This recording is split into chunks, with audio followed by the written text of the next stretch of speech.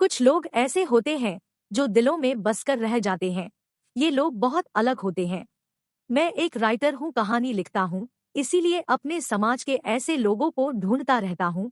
ये देखता हूँ कि वो कैसे हैं और कोशिश करता हूँ कि उनसे दोस्ती हो जाए ताकि उनको और करीब से देख सकूं। सुरेश मल्होत्रा भी ऐसे ही आदमी थे। मेरी उनसे मुलाकात एक कैफेटेरिया में हुई। मैं अपने दोस्तों के साथ बैठा किसी किताब पर बातचीत कर रहा था कि मेरा एक दोस्त मुराद एक शानदार आदमी के साथ कैफे में दाखिल हुआ। वही सुरेश मल्होत्रा थे। वो 3 पीस सूट पहने हुए थे और उनके होंठों में पाइप दबा हुआ था। सर पर घने बाल थे, लेकिन दोनों कनपट्टियों के पास बाल सफेद हो चुके थे। उनकी पर्सनालिटी ऐसी थी कि मैं उन्हें देखता ही रह गया। मुराद ने हम सबका उनसे परिचय कराते हुए बताया कि सुरेश मल्होत्रा एक बहुत कामयाब बिजनेसमैन है। कुछ देर बाद मैंने महसूस किया कि सुरेश मल्होत्रा सिर्फ बिजनेसमैन ही नहीं थे, बल्कि जिंदगी के दूसरे शोबे में भी उनकी बहुत गहरी नजर थी। उनकी बातों से मैंने एक बात नोट की कि बोलते बोलते उनका लहजा कुछ उदास हो जाता था और वो जरा सी देर के लिए इस तरह खामोश हो जाते जैसे कहीं और पहुंच गए हो। मैंने महसूस किया कि मेरी तरफ उनकी तवज्जो कुछ ज्यादा थी। चलते वक्त उन्होंने मुझे अपना कार्ड भी दिया और कहा, राज साहब, मुझे आपका इंतजार रहेगा, आप जरूर मुझसे मिलने आना, आपसे एक जरूरी काम भी है।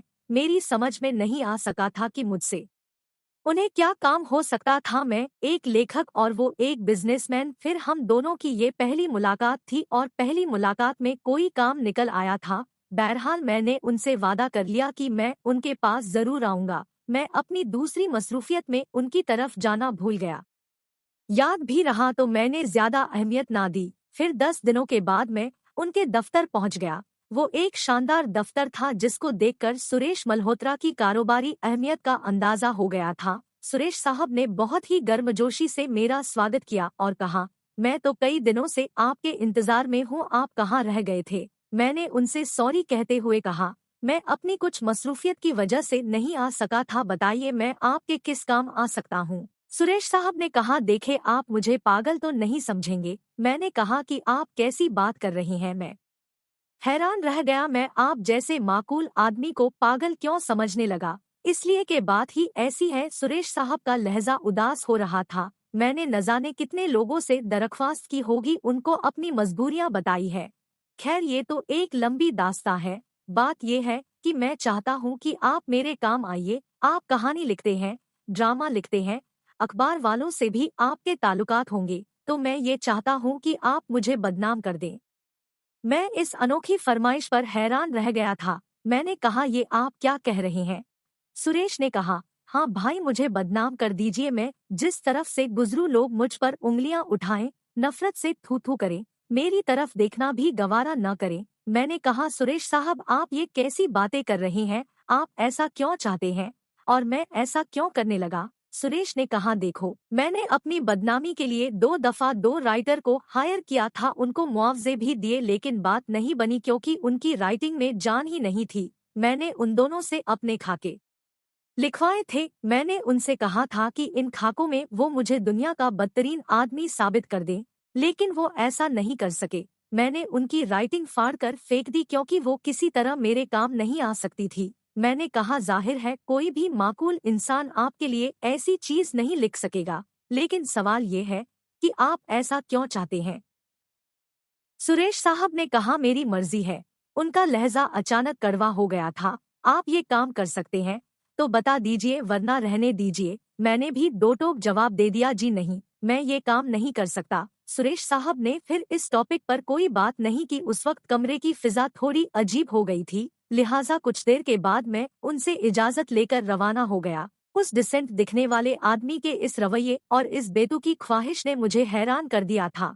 लोग तो नेकनाम होने के सहारे तलाश करते रहते हैं और सुरेश मल्होत्रा बदनाम होने का रास्ता तलाश कर रहा था। न जाने उनके साथ क्या प्रॉब्लम थी। वैसे कोई न कोई बैकग्राउंड जरूर होगा और ये बैकग्राउंड मुराद अली से मालूम हो सकता था, जो इन्हें हमारे पास लेकर आया था। मुझे सुरेश मल्होत्रा के बारे में जानने का इतना शौक पैदा हो गया था कि मैं दूसरे ही दिन मुराद के घर पहुंच गया और इधर-उधर की बातों के बाद मैंने सुरेश साहब के बारे में पूछा, यार ये तो बताओ, ये सुरेश साहब कैसे आदमी है? मुराद अली ने जवाब दिया, वो बहुत अच्छे इंसान है। इतने शरीफ और सुलझे हुए लोग बहुत कम होंगे और सबसे बड़ी खूबी ये है कि वो बेपनाह हमदर्द है। अगर आपके साथ भगवान न करे आधी रात को भी कोई मसला पेश आ जाए तो ये बंदा पेशानी पर बल डाले बगैर आपकी मदद के लिए पहुंच जाएगा। मैंने पूछा, तो फिर ये बदनाम होने वाली कैसी ख्वाहिश है? मुराद अली ने गहरी सांस ली। तो ये बात उन्होंने तुम्हें भी बता दी? मैंने कहा, उन्होंने बताया तो कुछ भी नहीं है, सिर्फ इतनी दरखास्त कर रहे थे कि मैं उन्हें पूरे शहर में बदनाम कर दूं। मुराद अली ने कहा, मैं भी उस अनोखी ख्वाहिश के बारे में जानता हूँ। ये और बात है कि वो ऐसा क्यों करते हैं, ये मैं नहीं जानता। वो पहले भी कई बार खामखा की बदनामी मोल लेते हुए पकड़े गए हैं। ये कुछ अजीब चक्कर है। मैं उन्हें बहुत दिनों से जानता हूँ और उनके किरदार से अच्छी तरह वाकिफ हूँ। किसी जमाने में जब वो जवान हुआ करते थे, तुमने अगर उनका कारोबार और दफ्तर देखा है तो ये सब कुछ बहुत पहले उनके पिताजी का था। मैं तुम्हें एक किस्सा सुनाता हूँ, इससे तुम्हें अंदाजा हो जाएगा। ये उस वक्त की बात है जब सुरेश मल्होत्रा की कारोबारी ट्रेनिंग हो रही थी। उनके पिताजी उनको रोजाना दफ्तर बुला लिया करते। सुरेश दिन भर दफ्तर में होते और शाम होते ही दफ्तर से निकलकर एक शराब खाने में घुस जाते थे जो दफ्तर के सामने ही था। और अजीब बात ये थी कि वो आदमी एक कतरा भी शराब नहीं पीता था। मैंने हैरत से पूछा, फिर ऐसी हरकत क्यों करते थे? मुराद अली ने कहा, वही अपने आप को बदनाम करने के लिए, ताकि दफ्तर के लोग उनको शराब खाने से निकलते हुए देख ले और उन्हें शराबी समझ लिया जाए। सिर्फ इतना ही नहीं बल्कि वो इससे पहले भी अपने आप को बदनाम करने की न जाने कितनी कोशिश कर चुके हैं। इंतहा ये है कि तुम अगर उनसे ये कहो कि फला जगह जाकर डाका डालना है तो वो इसके लिए भी तैयार हो जाएंगे। जबकि मैं जानता हूँ कि वो किरदार के कितने मजबूत इंसान है। तो फिर ऐसा पागलपन क्यों सवार है? यही तो नहीं मालूम। बहुत गहरी बात हो सकती है। शायद वो दोहरी जिंदगी गुजार रहे हैं, दोहरी शख्सियत के मालिक है। वैसे वो एक हीरा इंसान है। ऐसे अच्छे मिजाज वाले इंसान को तबाह नहीं होना चाहिए। मैंने पूछा, तो फिर हम उनको बचाने के लिए क्या कर सकते हैं? मुराद अली ने कहा, बस किसी तरह उनका अतीत सामने आ जाए। देखो दोस्त, मैं इतने दिनों से उनको जानता हूँ, उनके साथ हूँ, लेकिन मुझे अभी तक कुछ मालूम नहीं हो सका है। अगर तुम कोशिश कर लो तो शायद तुम्हें कामयाबी हो जाए। इस मसले से डायरेक्ट मेरा कोई ताल्लुक नहीं था। सुरेश मल्होत्रा के दिल में अगर इस किस्म की कोई तमन्ना थी तो मैं क्या कर सकता था, लेकिन मैं अपनी आदत से मजबूर था। इस किस्म के लोगों से मिलना, उनसे दोस्ती करना, ये सब मेरे काम का हिस्सा था। इसलिए मैं कुछ दिनों के बाद फिर सुरेश मल्होत्रा के दफ्तर पहुंच गया। मुझे देखकर वो बहुत हैरान और खुश हुए थे। उन्होंने कहा, मैं तो ये समझ रहा था कि आप मुझसे नाराज होकर गए हैं। मैंने कहा, नहीं, आपकी पर्सनालिटी ऐसी तो नहीं है जिससे नाराज हुआ जाए। उस दिन मैं बहुत देर तक उनके पास बैठा रहा। हमारे दरमियान दिन भर के मसले पर बातें होती रही थी और उसी दिन मुझे ये अंदाजा हो गया कि सुरेश साहब बहुत सुलझे हुए इंसान हैं। ऐसा शख्स एक अजीब सी ख्वाहिश में मुब्तला है। बहरहाल मैंने उस टॉपिक पर उनसे बात ही नहीं की। कुछ दिनों के बाद एक शाम वो उस कैफेटेरिया में आ गए जहां शाम के वक्त हमारी महफिल हुआ करती थी। वो हमारे लिए अजनबी नहीं थे, इसलिए हम सब ने बहुत अच्छे से उनका स्वागत किया। उस रात वो तकरीबन 2-3 घंटे हमारे साथ रहे थे। होता ये है कि जब कुदरत किसी के राज को छुपाना चाहती है तो इंसान की तमामतर कोशिश नाकाम हो जाती है और वो अपनी कोशिश के बावजूद उस राज का सुराग नहीं लगा सकता। और जब कुदरत उस राज को आश्कार करना चाहती है तो मौके खुद ब खुद सामने आ जाते हैं। उस शाम भी कुछ ऐसा ही हुआ। सुरेश मल्होत्रा मेरे साथ वाली कुर्सी पर बैठे थे, फिर वो उठकर चले गए। उनके जाने के बाद मुझे कुर्सी के नीचे एक पर्स पड़ा हुआ दिखाई दिया। उस वक्त ज्यादातर दोस्त उठकर जा चुके थे, सिर्फ मैं और एक दोस्त रह गए थे। मेरे दोस्त की तवज्जो दूसरी तरफ थी। मैंने झुककर वो पर्स उठा लिया। मुझे अंदाजा हो गया था कि वो पर्स सुरेश मल्होत्रा का हो सकता है।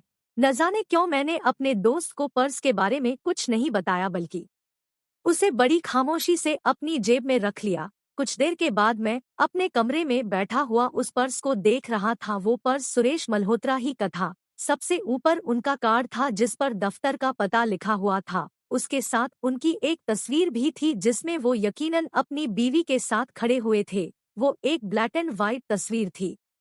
तस्वीर अगरचे बहुत पुरानी थी, लेकिन अंदाजा होता था कि सुरेश मल्होत्रा की पत्नी कितनी खूबसूरत होगी। उस तस्वीर के अलावा उस पर्स में 700-800 रुपए भी थे। कुछ और कागजात थे जिनको देखने की मुझे जरूरत नहीं थी। मुझे एहसास था कि सुरेश मल्होत्रा इस पर्स की वजह से बहुत परेशान होंगे। मुझे पर्स तो उन्हें वापस करना था, लेकिन रात हो चुकी थी, इसलिए पर्स की वापसी का मसला दूसरी सुबह तक टाल दिया। लेकिन सुरेश मल्होत्रा उस रात को मेरे घर चले आए थे। उन्हें मेरा घर नहीं मालूम था। पहले उन्होंने मुराद अली को पकड़ा, फिर मुराद अली को लेकर मेरे घर आए थे। उन्होंने मुझसे कहा, माफ करना मैंने आपको बेवक्त तकलीफ दी है। बात यह है कि मेरी एक चीज कहीं गुम हो गई है। हो सकता है कि आपने देखी हो, बस यही सोचकर आपके पास चला आया हूँ। मैंने कहा, जी हाँ, इत्तेफाक से वो चीज मेरे पास ही है। मैंने उनका पर्स उनकी तरफ बढ़ा दिया।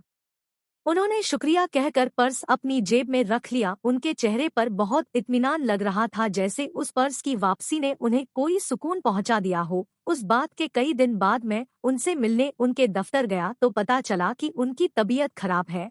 मैं पहले कभी उनके घर नहीं गया था, लेकिन उस दिन दफ्तर वालों से उनका पता लेकर उनके घर भी पहुंच गया। अच्छा खासा खूबसूरत घर था। एक कामयाब बिजनेसमैन का घर ऐसा ही होना चाहिए था।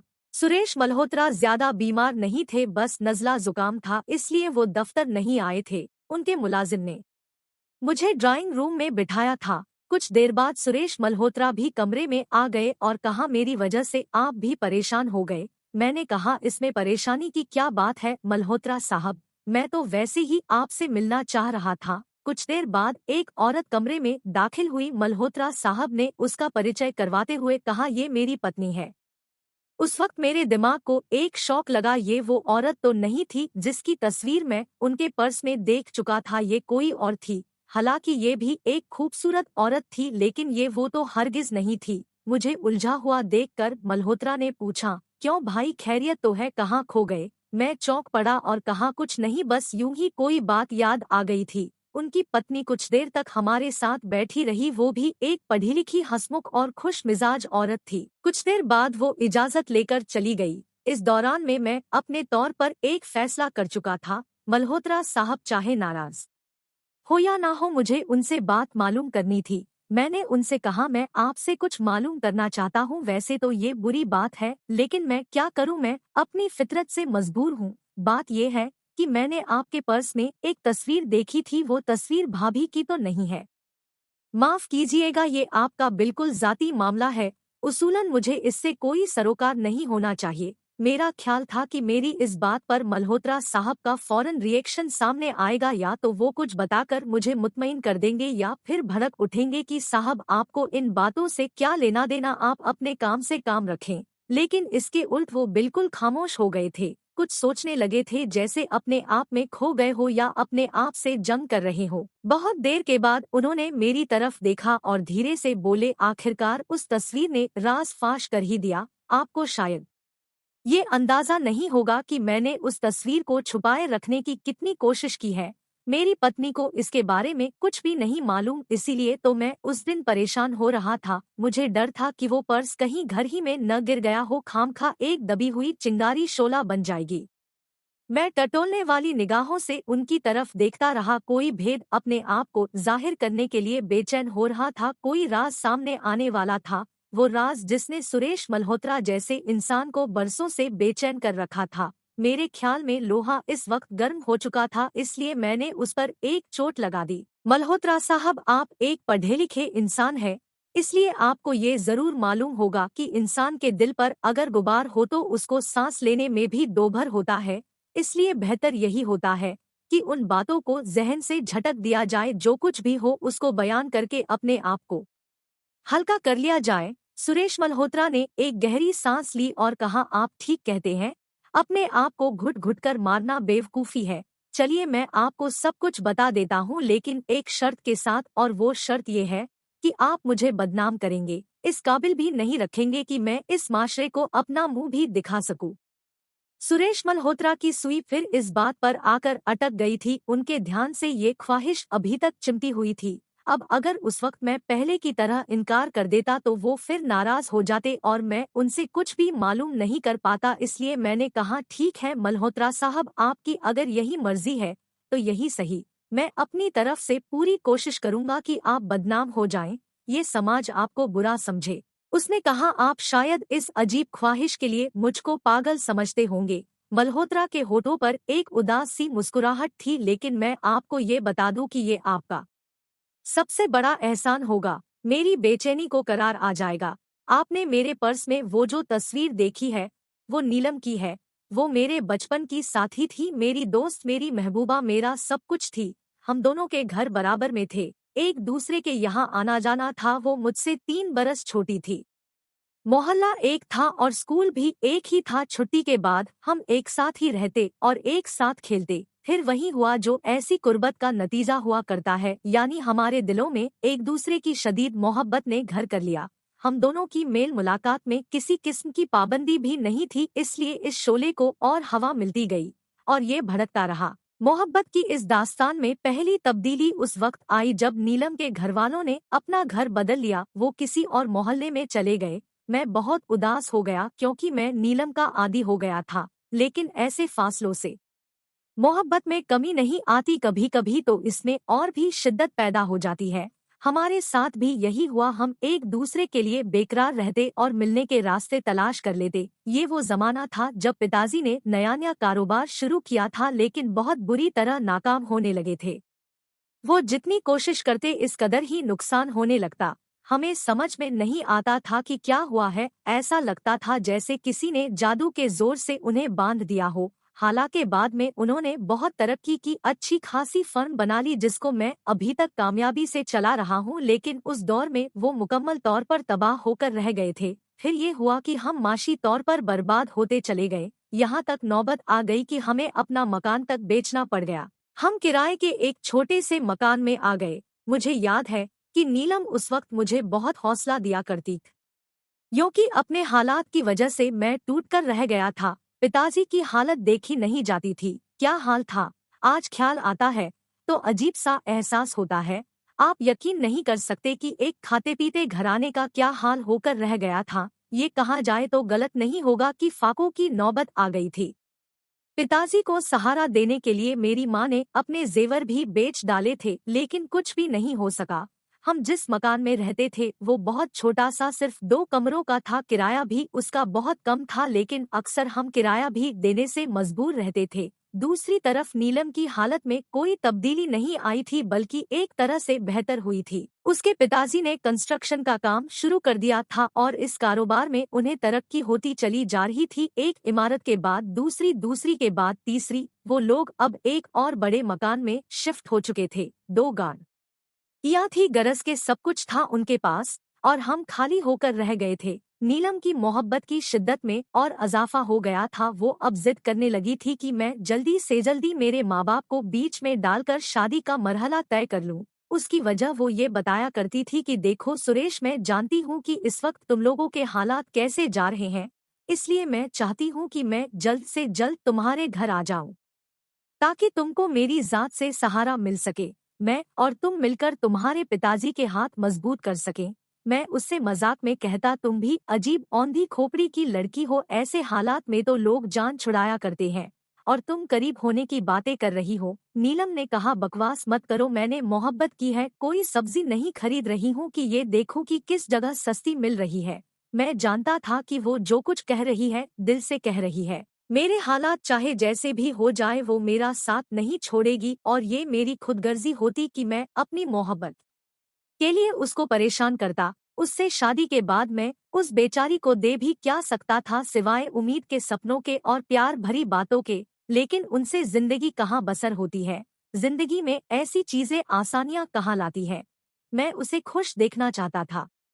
मेरा ख्याल है कि मोहब्बत की इंतहा यही होना चाहिए कि महबूब खुश रहे, चाहे जहाँ भी हो, जैसा भी हो और जिसके साथ भी हो। अगर किसी वजह से अपना साया भी उसकी जिंदगी में किसी किस्म का जहर घोल रहा हो तो उस शहर को छोड़ देना चाहिए, सिर्फ उसके सुकून के लिए, उसकी भलाई के लिए। बहरहाल मैंने कई बार उसे हालात समझाने की कोशिश की, लेकिन वो अपनी जिद पर अड़ी हुई थी। फिर जब मेरे बार बार समझाने के बावजूद वो अपने इरादे पर कायम रही तो मैंने हिंदुस्तानी फिल्मों के कुर्बानी देने वाले किसी हीरो की तरह अपने आप को बदनाम करना शुरू कर दिया। वही पुराने हथकंडे जो मैंने ऐसी फिल्मों में देखे थे या ऐसी कहानी पढ़ी थी। अपने आप को शराबी जाहिर करना, आवारा और अय्याश दिखाना, जबकि मेरा किरदार ऐसा हरगिज नहीं था। ये बात नीलम भी अच्छी तरह जानती थी। वो कहा करती कि मैं नाटक कर रहा हूँ, लेकिन उसके माँ बाप को यकीन हो गया कि मैं एक बदमाश और लोफर किस्म का नौजवान हूँ। जाहिर है उनसे मेरा मोहब्बत और दिल का रिश्ता नहीं था, इसलिए वो मेरी कैफियत को नहीं समझ सकते थे। नतीजा ये हुआ कि उन्होंने नीलम की शादी कहीं और तय कर दी, लेकिन वो शादी हो ही नहीं पाई क्योंकि उससे पहले ही नीलम ने खुदकुशी कर ली। हाँ, वो मर गई और मैं अपने नाटक को लेकर जिंदा रह गया। मेरी एक बेजा हिमाकत और औंधे जज्बे ने एक मासूम की जान ले ली थी। उसके बाद ये हुआ कि मेरे पिताजी की कारोबारी हालत बहुत तेजी से बेहतर होने लगी। हालात की ये कैसी अजीब सितम जरीफी थी, जब वही न रही तो सब कुछ ठीक हो गया। मैंने फिर उस गुनाह की तलाफी के लिए जानबूझकर अपने आप को बदनाम करने की साजिश शुरू कर दी। मैं इसे साजिश ही कहूँगा। मैं ये चाहता था कि मैं वाकई बदनाम हो जाऊं ताकि उसकी आत्मा ये देख सके कि मैं कितना बुरा आदमी हूँ, क्योंकि मुझे यकीन है कि वो अभी तक मेरे लिए बेकरार होगी, तड़प रही होगी। सुरेश मल्होत्रा की सारी कहानी मेरी समझ में आ गई थी। ये किसी से मोहब्बत का एक अनोखा पहलू था। न जाने हमारे आसपास ऐसी कितनी कहानी होगी। हो सकता है कि आपको भी किसी शख्स का किरदार और उसकी आदत कुछ अलग लगती हो, लेकिन आपने कभी उन पर ध्यान ही ना दिया हो। सिर्फ एक दफा ऐसे लोगों को कुरेद कर तो देखे, फिर देखिए कैसी कैसी दास्तानें आपके सुनने में आती हैं। इस किस्म का किरदार रखने वाले मेरे ख्याल में बड़े लोग होते हैं।